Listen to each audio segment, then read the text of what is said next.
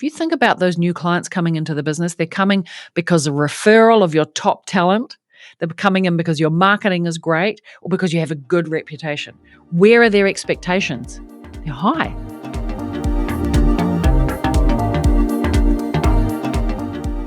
Industry average says that it's 33%. And if you're less than that, Houston, we have a problem.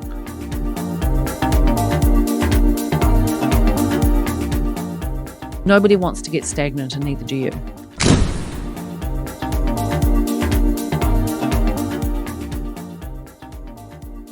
Welcome to this episode of the podcast. I'm Larissa, founder of Salon Owners Collective. And in this episode, we're going to cover whether or not you or your team are ready to step up or are actually the roadblock to growth. And if it's you, because it might actually be your team, we're going to talk about what you can do about it. I also want to cover the one strategy that you probably haven't thought about that could actually be the queen move when it comes to serving your clients. So let's dive in. I have a question for you because there are 3 typical reasons why your business is roadblocked to growing. Number 1, it could be you.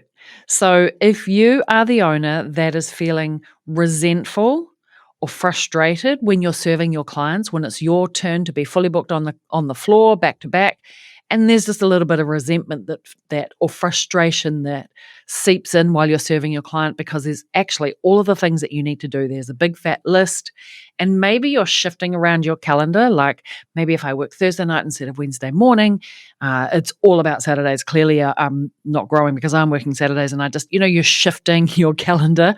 Don't worry, I've been here. This is how I know. Probably if you're in this state, you're actually probably ignoring the development of your team. You're doing function, but you're actually not developing your people. You're not leading them into the future and to be better than you. And actually, you're trying to grow your business between clients. If a client cancels, quick, I'm going to grow my business. 15-minute gaps, or maybe you're staying up late at night so you can grow the business. Now, if that's you, you are the bottleneck. You are the bottlenecked CEO. But maybe it's your team. Maybe your stylists or therapists have become stagnant. Now, how that happens is that if you've got a high-performing team member, they start to grow up the levels. They're taking pay rises. They're becoming seniors, executive, master stylists. They're in momentum. They become booked weeks in advance. They can't take a holiday. They have to book it 6 months in advance so they can, not interrupt flow. And that's stressful for you because revenue goes down for a wee while and it interrupts business. But your stylist or therapist becomes at risk as soon as they start to hit a growth ceiling. They can't take on new clients anymore because they're booked so far in advance. This becomes a problem, and it actually puts your business at risk because it won't be long before their KPIs stop to grow and change, and it won't be long before their revenue flatlines because they can't grow anymore. They have their clientele and they're fully booked. They're now in maintenance, and they look at the weeks in advance and it looks the same as the weeks behind. Same shit, different day. New clients can't get in. That team member is already in decline. And so your team being maxed out actually is the roadblock to growth.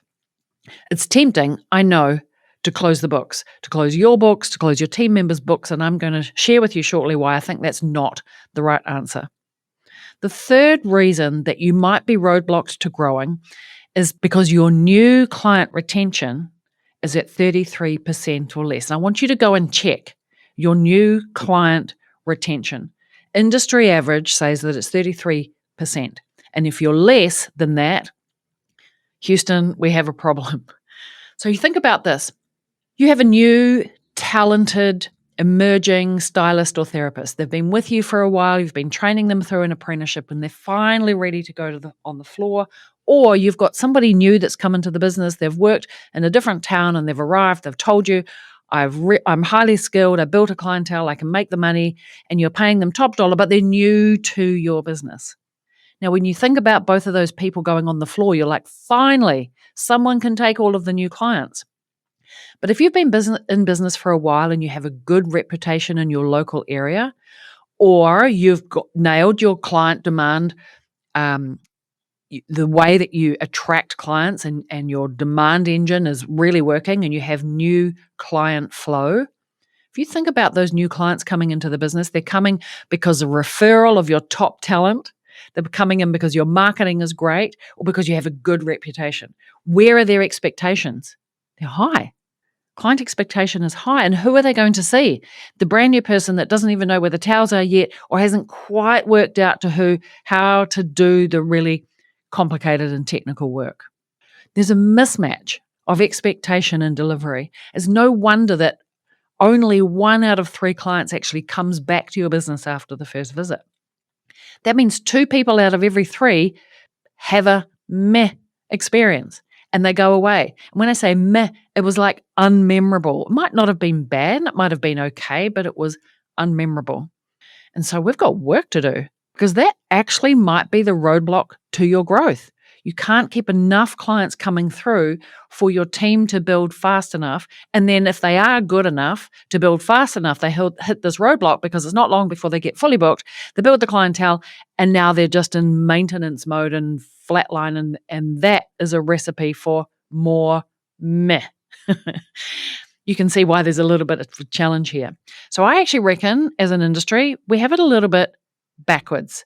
It's a bit of a recipe for stalling. And I actually think we need a new system for growth, one that keeps clients flowing and the ability for team to grow quickly and never flatline and to continue to grow.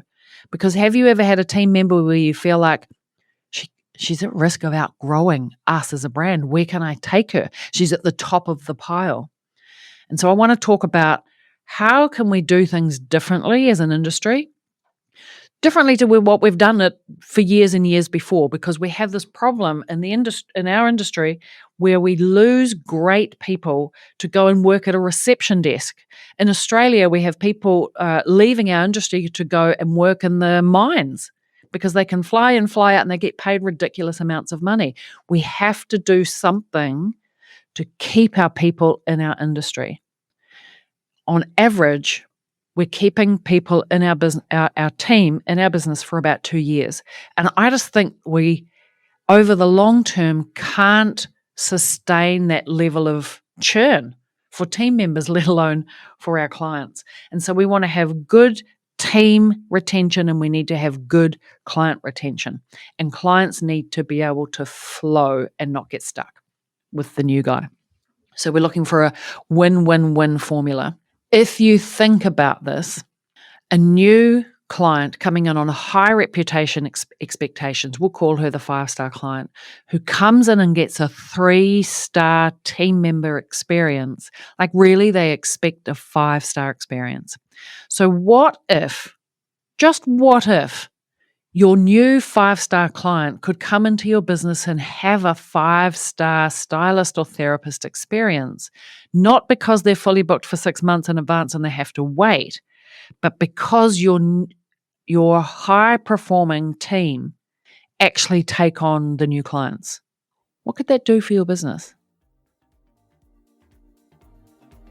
Hey, it's me again. I just wanted to interrupt and jump in here quickly to say thanks for listening to the podcast. I really appreciate you being here. Just one question though. If you are listening to this episode and thinking, oh my God, this is me, but I'm just not sure what to do, well, don't worry. I've got some strategies for you. The Salon Mastery Program will help you develop and implement a 100K team, 100K mindset, strategies and steps designed to help you lead your team to enjoy 100K careers and install the 100K mindset and motivation so you can help build that inside of your team. The systems, the processes to master the 100K day so you can build the $1 Million Salon. So I want to invite you to join me for a complimentary $1 Million strategy call. We'll discuss your business, your role in the business. Let's see if I'm the right person to help you grow your business and your team. Together, we can reach the $1 Million mark. All you need to do is click the Apply Now button in the show notes of this very episode. You're welcome to book a time, a strategy call. We'll have a chat. All right, that's enough for me. Let's get back to the episode. Now, I know you're probably thinking, well, what are you talking about, Larissa? Because, I'll lose clients and I'll lose money They'll be unhappy and they'll complain that that my team will be unhappy and complain because, what about Mrs. Jones? I've been doing her for a long time. But what if we had a system where we could actually have clients that flowed through the business and curate their experience so they met the right team member, had the right experience, and you actually stopped the client churn? You could keep 1 out of 2 or even 2 out of 3 new clients. You could keep them. And that your new up-and-coming team members had an opportunity to do the right clients, not 100% of the new clients. Because when you think about it, I remember one day when my team member, I was no longer serving clients. One of my team members was sick, and she had 3 new clients that day. Now, requested clients, they're usually prepared to wait for a stylist or therapist when they're sick. So I wasn't too worried about them. They were salon regulars, but new clients, that's different. Everybody else was full, and I put my hand up and said, look, I'll do the 3 new clients. And I gave them a 5-star experience. Like, my team are watching me now. I'm no longer on the floor. Can she still do it? Can she cut the mustard? And so I put on my best performance, which I should do any given day. And of course, my most plain Jane of client that day, I remember her so well, I won't mention her name. She spent about $400 with me with a new client. She actually became one of my best clients. She stayed with me. I kept her on because she was the most plainest Jane, but she did everything that I suggested. We had fun, we did colors, and she bought all of the things. Anyway, she was a 5-star client. But imagine you could do that all of the time. And what would that do to your business? And at some point, I handed her over. And I was, as you do, you need to hand your clients over at any given time once you need to come off the floor. So what if we had a system where clients could flow and your top stylists could see all of the new clients, which is high energy, high input. If you're seeing new clients all day, like, it takes a lot out of you. Everybody is a new experience. Everybody is a full consultation.